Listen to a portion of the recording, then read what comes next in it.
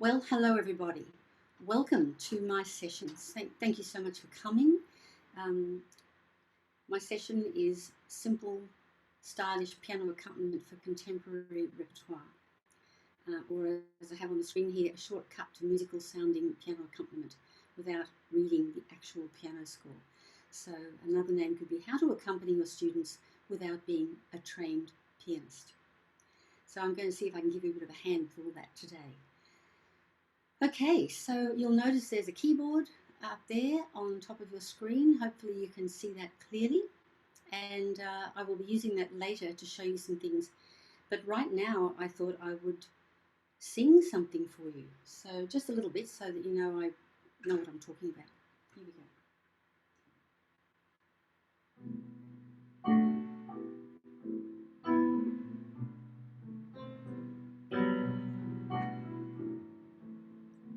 When you're down and troubled and you need some love and care, and nothing is going right.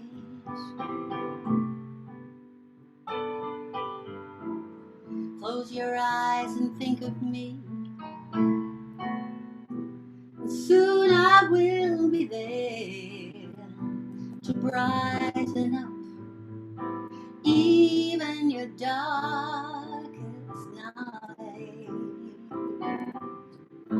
You just sing out my name, and you know wherever I am, I'll come running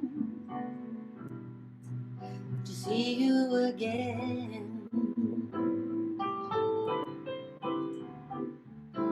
Winter, spring, summer, or fall, oh, all you've got to do is call, and I'll be there somewhere. You've got a friend. Okay, so I just had dinner, so a couple of flat notes there. Not too bad. Hope you joined in. All right, so I'm going to go to my well, I actually meant to stop the share before that, so you'll have to bear with me because I do Zoom lessons all the time, but you know, sharing screen and keeping everything rolling is sometimes a little bit of a hitch up for me. So we're going to go to the next shot, which says, as a contemporary vocal teacher, what are your go-tos? I'll just get rid of that there. What are your go-tos for accompanying the students? Is it sight reading the given piano accompaniment? Is it reading the basic chords from the sheet music, but kind of loosely and just mainly to keep the beat? Or are you resorting to backing tracks all of the time and maybe some of the time? I know that if you're doing all your warm-ups and exercises with your singers, you're probably quite competent with that because you know where the notes are on the keyboard and you know where the basic chords are to do those chords, scales and exercises and accompaniments to those as you take them up the keys, up and down the keys. Let's go to the next one. But when it comes to things like the genres, all the different genres, the vast range of contemporary songs that your singers are coming in needing to learn to sing, all the way through folk and gospel to pop, indie, rock, music theatre, jazz, and many more that sit around all those main ones. Country, I forgot country, so of course that should be on that list there. What is your range of skills?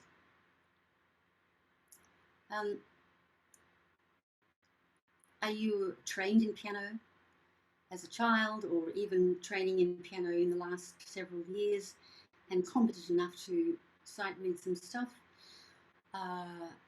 Or are you just somebody who's, you know, like even if you've been trained in piano, Some songs are just way, way too hard. I'm trained in piano, but sometimes to sit and sight read something for a student while you're trying to listen to them sing and give them vocal feedback, and to be reading this stuff or spending hours learning it so you can play it for them competently and keep everything going for them, can be way, way, way too hard.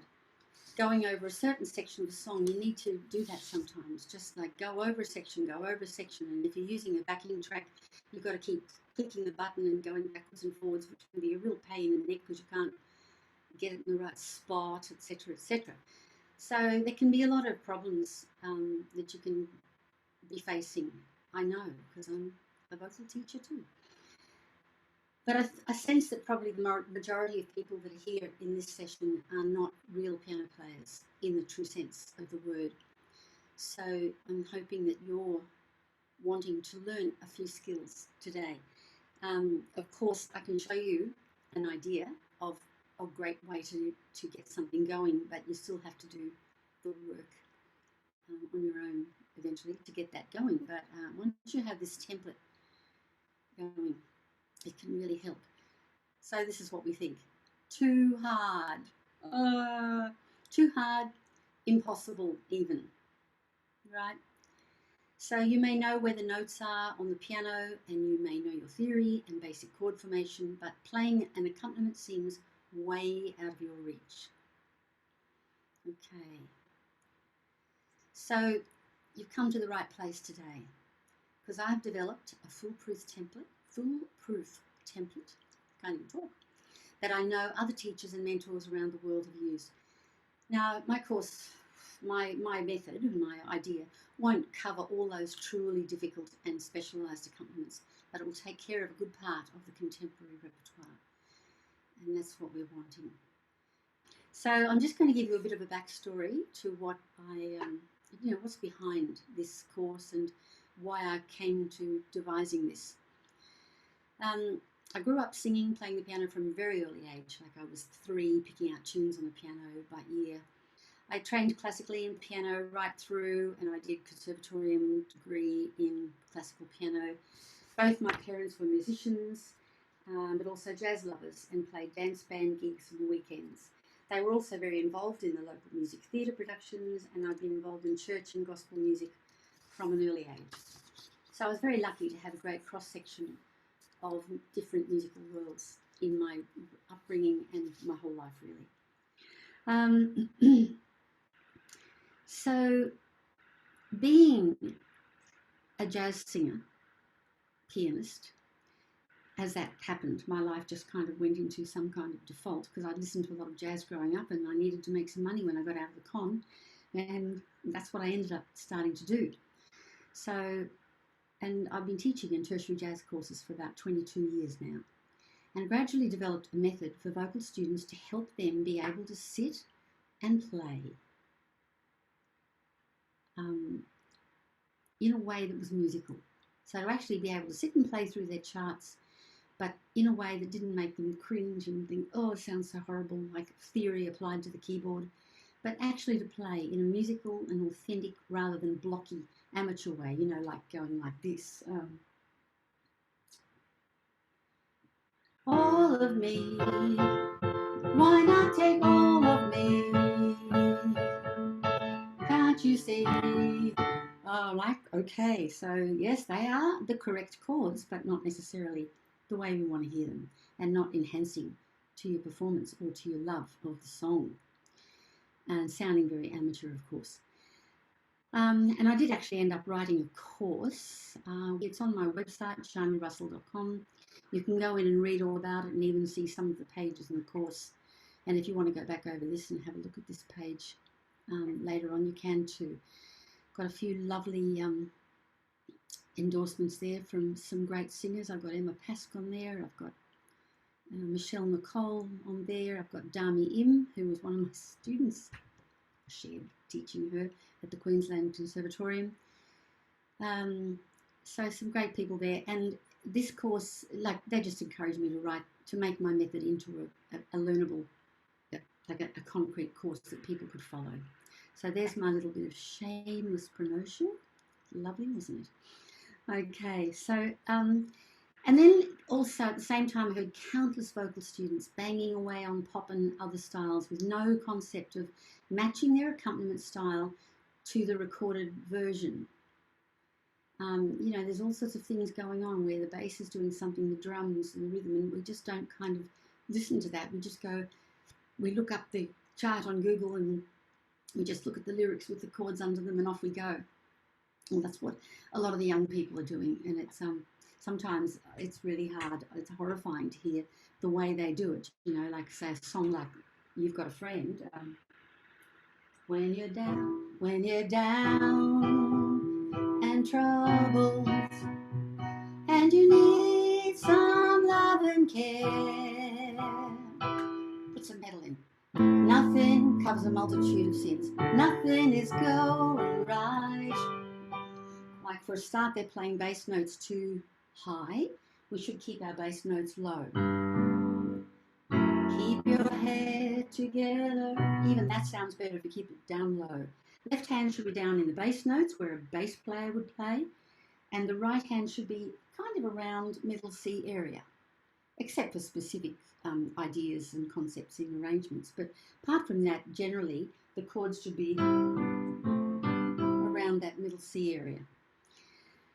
Okay, so, and one day I'm going to do I'm going to make the Blue Book, which is Sharny Russell's piano method for pop and gospel singers or something like that, or church singers. I'm not sure yet how it's all going to transpire, but one day when I've got time. So, and look, another thing, important thing is that singers have often had the reputation of being musically inferior to their accompanying musicians because they haven't got the theoretical knowledge, and in many instances this is true.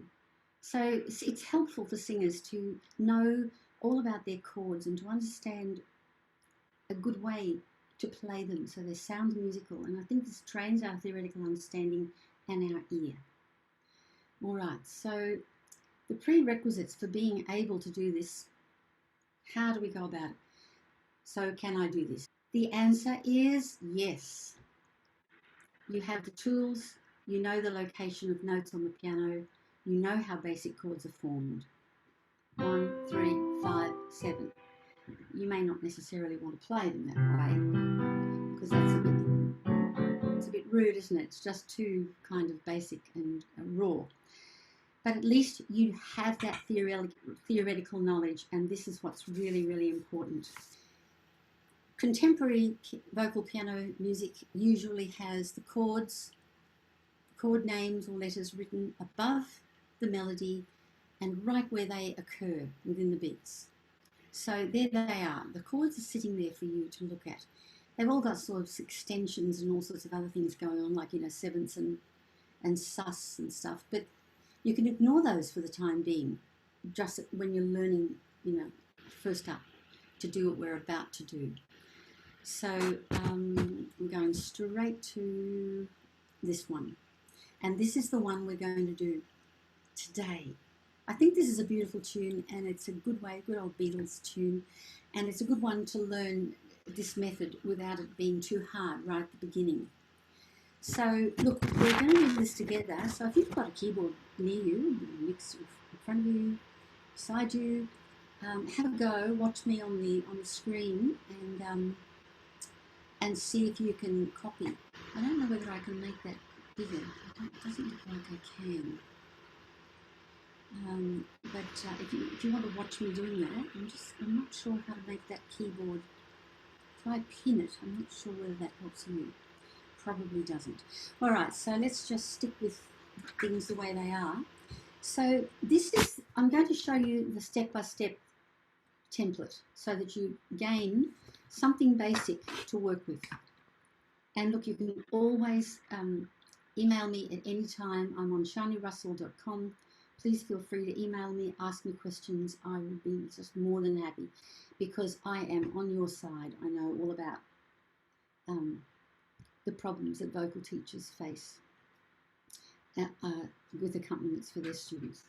So here we go. So the first thing you do is we're going to skip the intro. That would be fun, but we're going to go straight here where the vocal starts. Here, making each day of the year, changing my life with the wave of her hand. All right, so we're just going to go to there. So what we have is we have G major, we have A, B, C. So we're going up bit by step. G, A, B, C again, and then F sharp to B, where it goes to some different chords. So with your left hand on a low G, not the real one, low one, just here. So an octave and a half below middle C. Just little finger will do, probably a good idea right now because we're going to add something later. But just for now, if you want to play fingers by step, that's fine as well. So we go here and we're going to play minims. So that means there'll be 2 notes in every bar. So that means we're actually going to change chords. We're going to change note. So what we're doing is we're following the chord chart, not the written music. We're not looking down here. We're looking up here at the chords. So we're following the chords. Here we go. So I'm going to count you in, and here we go. 1, 2, 3, 4. G, A, ba da da da da. Next line, G, da da da da da da da da da. And then that actually does that again. Da da da. All right. So there we are. Now, assuming that you've practiced that many times, all right, so let's just do it once more. I hope we're not running out of time. Here we go. 1, 2, 3, 4. Da, da, da, da, da, da, da. Changing my life with the wave of her hand. Nobody can. And the next note is E.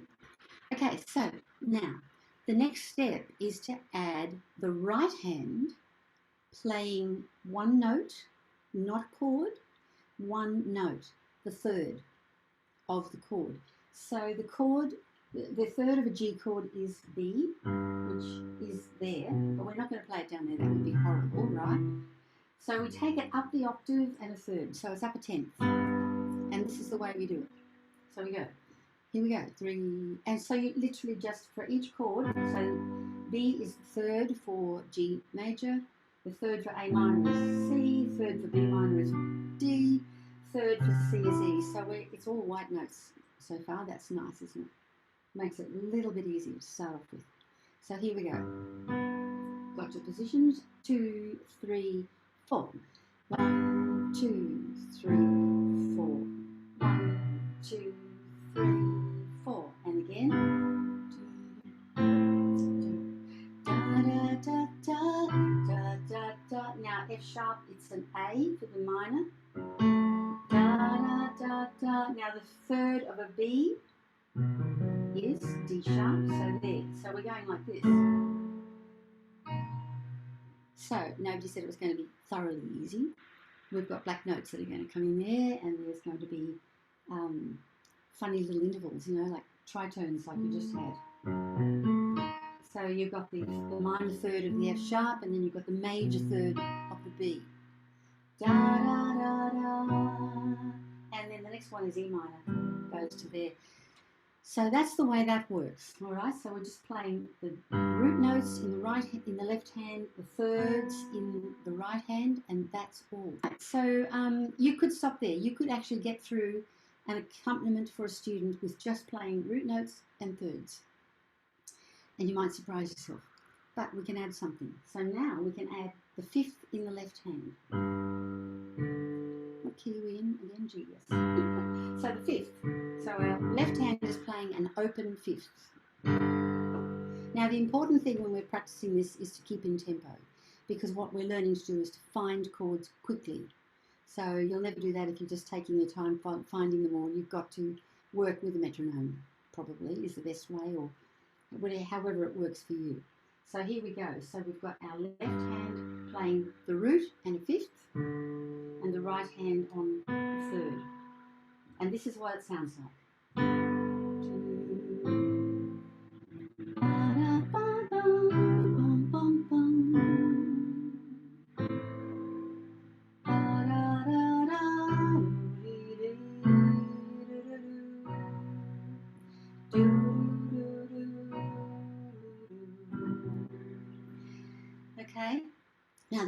times when you think, oh, I don't like the sound of that so much. Oh, I should have been playing a C sharp anyway. It's my jazz brain going half diminished. So I should have been a C sharp. Da, da, da, da. Yes. Now, admittedly, it means this whole position is shifting holus bolus. But you've got to admit it's better than...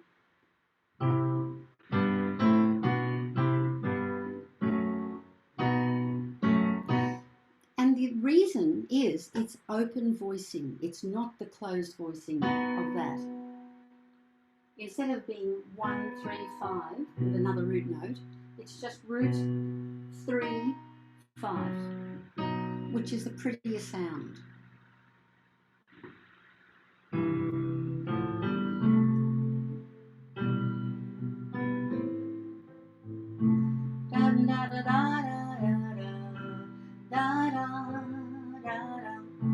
So with a bit of pedal and a little bit of...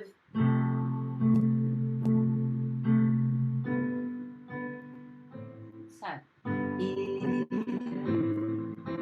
making each day of the year. Pardon my voice, I have been teaching all day online. So I'm a bit worn out. But you get the idea. So you want to try that? So open the fifth and the third. And here we go. 2, 3, 4. Da, da, da, da,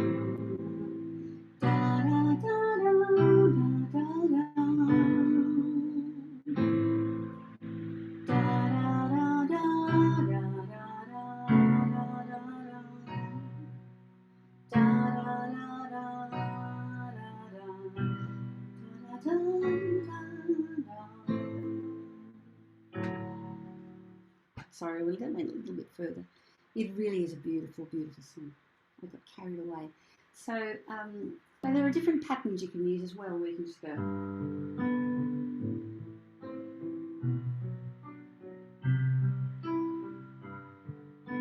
So just rolling it up and down. Or you can do things like, just say you're doing a fast pattern, the same. So we're probably coming to the end of my time, so I'll just go straight on to that. So you can do things like, you know, faster tunes, like, you know, get some Lady Gaga or something.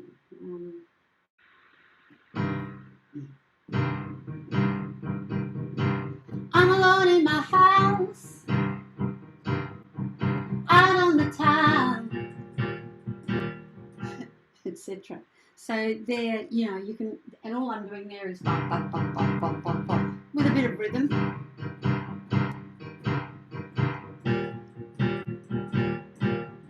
And you got to get a nice relaxed wrist.